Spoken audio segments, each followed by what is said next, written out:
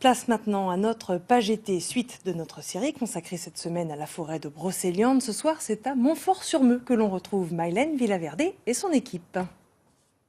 Bonsoir Valérie, bonsoir à tous. Nous poursuivons aujourd'hui notre balade en pays de Brocéliande et nous nous sommes arrêtés à Montfort-sur-Meux. Montfort-sur-Meux, c'est une petite ville d'environ 7000 habitants située à une trentaine de kilomètres de Rennes et c'est une des portes d'entrée du pays de Brocéliande.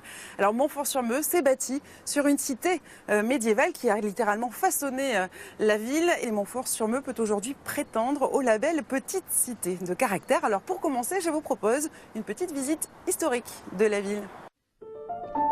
Entre le XIe et le XVe siècle, Montfort-sur-Meux abrite une puissante seigneurie.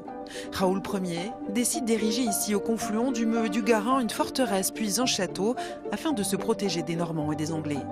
De cette époque, il ne reste que la cour Papegaut, qui eut une fonction résidentielle et défensive. Cette tour, elle date du XIVe, d'une période donc de fortification sur le donjon du Moyen-Âge. On va donc ériger une première tour qui sera l'accès unique au donjon, première fortification.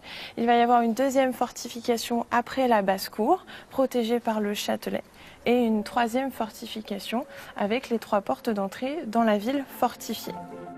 À quelques mètres de la tour Papegaut se trouve aujourd'hui l'église Saint-Louis-Marie de Grignon, un édifice bâti au XIXe siècle à l'emplacement même de l'ancienne motte féodale abandonnée 4 siècles plus tôt.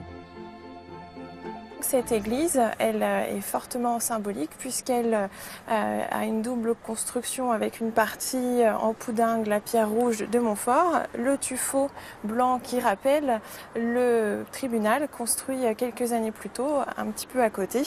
Et donc on a le pouvoir religieux qui s'implante sur le pouvoir féodal pour faire pendant au pouvoir juridique à côté. Au fil des siècles, les vestiges médiévaux et les remparts vont laisser la place à de grandes avenues. La vie quotidienne et économique de Montfort-sur-Meux se concentre alors autour des rivières. C'est là que les lavandières viennent nettoyer leur linge. C'est là aussi que se développe une autre activité qui fera la renommée de la ville. C'est bien sûr les moulins à tannerie. Et donc derrière moi, vous en avez un qui a été donc transformé en maison. La tannerie a été une activité principale de Montfort avec des quartiers et des maisons à tannerie. Et donc on a aujourd'hui la rue de la tannerie à Montfort.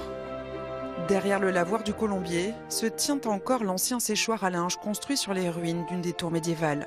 Le bâtiment abritait des cabines de bain publiques et était équipé aussi de volets à claire-voie, idéal pour étendre le linge. Nous avons quitté Montfort-sur-Meux pour venir ici, sur les rives du lac de Tremelin, rejoindre Philippe Le Restif. Bonjour. Bonjour. Alors vous êtes le président et le conseiller artistique de la biennale Étendard. Alors c'est quoi Étendard ? Étendard, c'est une biennale d'art dans la nature qui a lieu tous les 2 ans dans le pays de Brocéliande, organisée par des artistes plasticiens passionnés par l'art. Alors son principe étant d'accueillir des artistes régionaux ou internationaux et de leur proposer donc des créations originales d'œuvres uniquement sur des plans d'eau. Alors justement, nous sommes ici devant l'œuvre de Pascale Planche, qui est une artiste bretonne.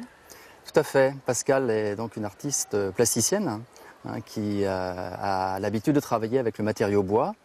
Donc elle nous présente ici Convergence, le titre de son œuvre, donc qui représente une série en fait, de modules plus ou moins cintrés, qui a une œuvre qui finalement est plutôt abstraite.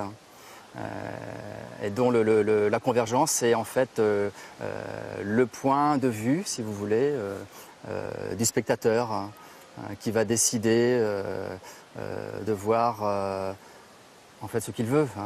La magie d'Étendard, c'est aussi le rêve et la pluralité en fait, du sens que l'on donne. Alors pour cette biennale, cette année, vous avez investi différents lieux. Quelques exemples de lieux où le public peut se rendre pour voir ces œuvres. Alors vous avez la possibilité de voir une œuvre à Montfort-sur-Meux, sur le lavoir, une œuvre de Werner Bouvens. Vous pouvez également aller voir une œuvre à la Chambre-Loup, non loin d'ici, une œuvre de Joël Thépeau. Et vous avez bien d'autres œuvres sur la communauté de communes de Montfort et sur la communauté de communes de Brocéliande. Au total, il y a 11 œuvres, je crois, qui sont présentées sur 7 Voilà, communes tout à fait. différentes. C'est ça. Ouais. Vous avez choisi de travailler, d'installer des œuvres sur l'eau. Ça fait une sacrée contrainte. Alors l'eau étant un élément ou un miroir moteur essentiel à cette biennale. Donc, ce qui en fait aussi son originalité, c'est-à-dire que les œuvres viennent se poser sur l'eau et donc créer un dialogue, une confrontation avec un élément qu'on n'a effectivement pas l'habitude d'utiliser ou d'exploiter quand on est un artiste plasticien. Merci Philippe Lerestif.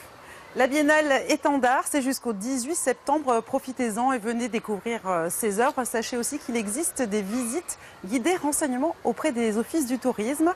Quant à nous, nous nous retrouvons demain. Nous serons à Monteneuf. Merci Mylène, ce sera donc demain dans l'édition du 19-20. C'est maintenant la météo, puis le journal régional que vous retrouvez sur France 3. Nous, on se donne rendez-vous demain, midi pile. Bonne soirée.